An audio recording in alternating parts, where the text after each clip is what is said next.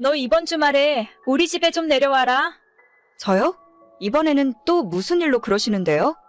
너는 시애미가 내려오라고 하면 그냥 알겠습니다 하고 내려오면 어디가 덧나니? 왜 그렇게 꼬박꼬박 말대꾸야? 이번 주에 청매실 사다가 매실청이랑 매실장아찌 좀 담그려고 그런다? 왜? 이 늙은 내가 혼자 다 하리? 어머님 그냥 반찬 가게에서 사다 드세요. 그걸 왜 매년 그렇게 하느라고 고생이신지 모르겠어요. 사 먹는 거랑 내가 만든 거랑 같니? 오기 싫으면 오지 마. 그냥 나 혼자 하다가 콱 쓰러져 버리면 그만이니까. 일해서 잘나신 며느리 얻으면 시애미가 고생한다고 하는 건가 보다? 무슨 말씀을 또 그렇게 하세요. 내려갈게요, 내려가.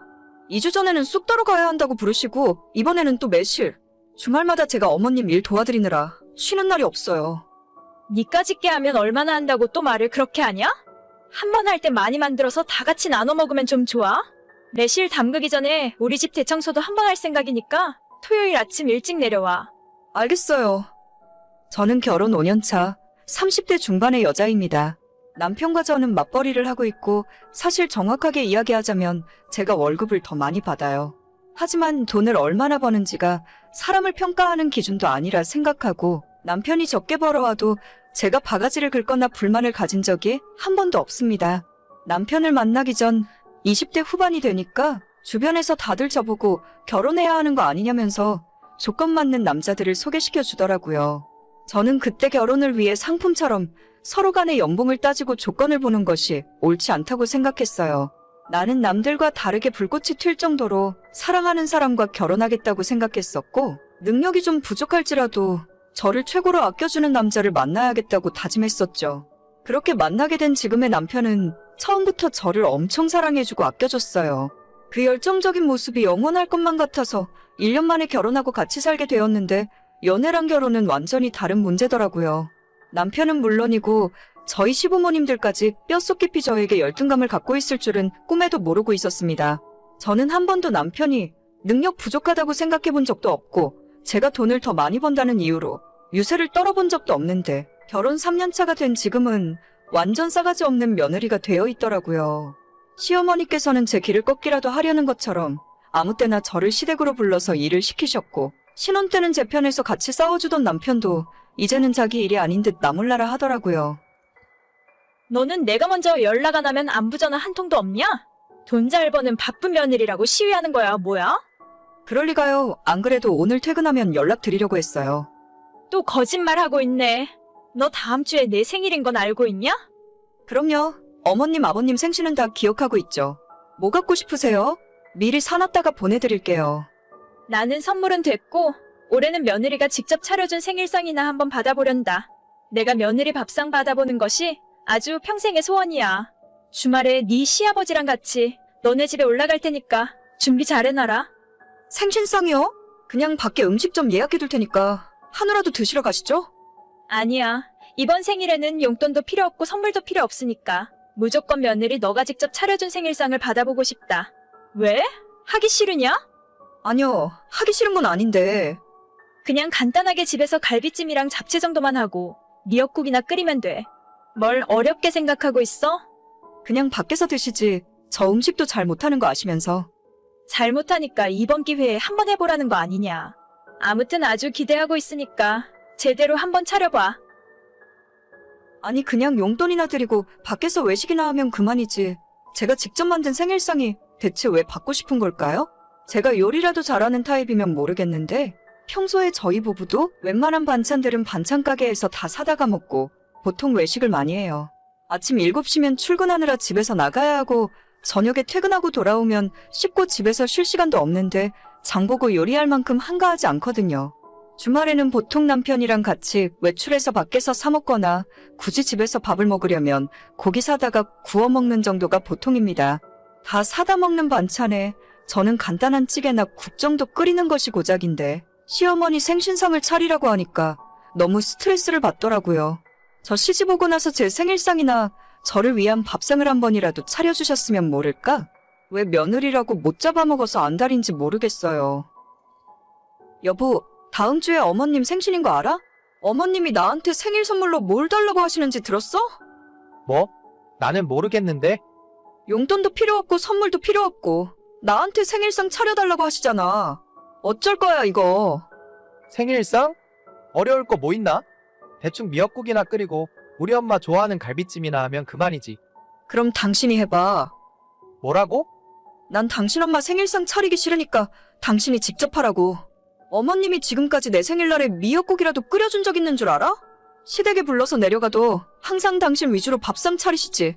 나 좋아하는 음식 한 번도 해주신 적 없어. 아니, 아무리 그래도 며느리한테 생일상 받고 싶다는데 그걸 내가 어떻게 해? 그걸 왜 못해? 아무튼 당신이 알아서 해. 나는 죽어도 못하겠으니까. 아 진짜. 그럼 내가 대충 차려볼 테니까 우리 엄마한테는 당신이 차렸다고 해. 괜히 시끄러워지는 거 싫으니까. 그 정도는 해줄 수 있지? 그러던지. 난 모르겠다 진짜.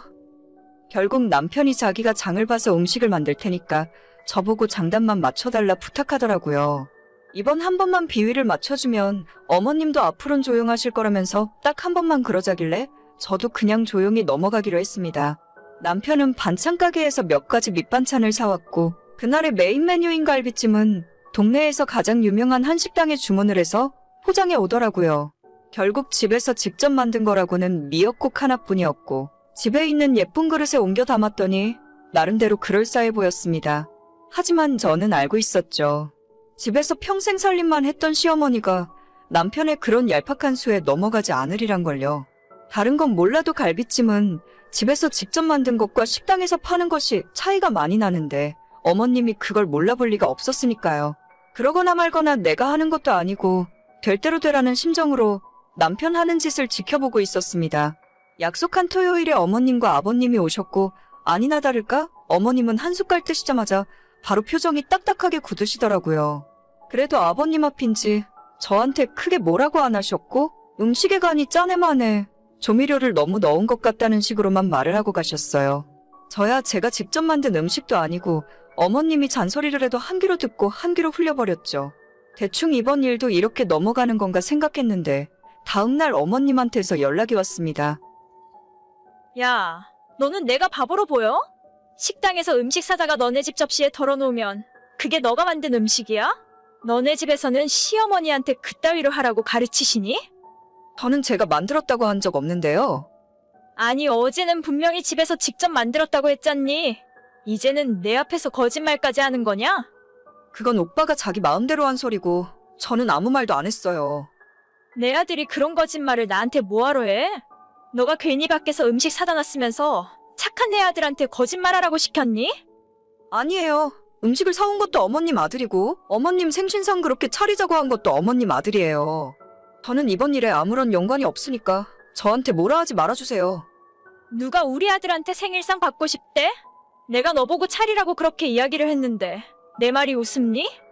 제가 어머님 말을 들어야 할 이유가 어디 있어요? 며느리가 차려준 생일상 받아보고 싶으면 어머님이 먼저 며느리한테 차려줘 보세요. 어머님한테 뭐 하나 받은 게 없는데 왜 저한테는 바라기만 하시는 거예요? 얘 말하는 것 좀 봐라. 너가 돈 좀 번다고 남편이랑 시엠이 알기를 개똥으로 아는 거야. 그러지 않고서는 이럴 수가 없어. 며느리를 개똥으로 생각한 건 아니고요. 어머님 스스로 그렇게 대접받게 행동하고 계시는 거죠. 야, 너 자꾸 내 말에 말대답할 거야? 결국 옆에서 보다 못한 남편이 저한테 화를 내면서 시어머니한테 무슨 말버릇이냐고 하더라고요. 어머님은 저 때문에 충격을 받았는지 머리를 싸매고 드러누워버리셨고 남편은 더 이상 저 같은 여자랑 살기 싫다면서 짐 싸들고 나가버렸어요.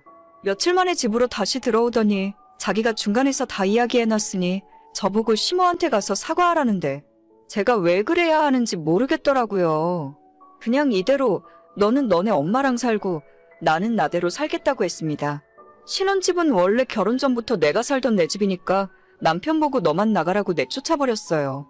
너무 별일 아닌 걸로 이혼 생각까지 하는 것 같아서 참아보려고 했는데 남편 하는 짓 때문에 더 열받아서 그냥 이혼하려고 생각 중이에요. 저는 한 번 결심하면 누구처럼 저한테 사과한다고 해서 마음이 변하는 사람이 아닙니다. 어차피 결혼하면서 남편이 가져온 것도 별로 없으니 이대로 끝일 것 같네요. 남편에게 이혼하고 싶으면 언제든지 서류 가져오라니까 계속 딴소리만 하고 모르는 척합니다. 시모랑 남편이 동시에 제게 정식으로 사과를 하던가 사실 그냥 이대로 결혼 생활 끝내고 싶어요. 이런 이유로 이혼 생각하는 제가 너무 성급한 건 아니겠죠? 말끝마다 돈 잘 번다고 유세 떠냐는 소리, 이제는 듣기만 해도 지긋지긋해요. 오늘의 사연은 여기까지입니다. 구독과 좋아요, 알림 설정은 많은 힘이 됩니다. 다들 행복하시고 좋은 하루 되세요.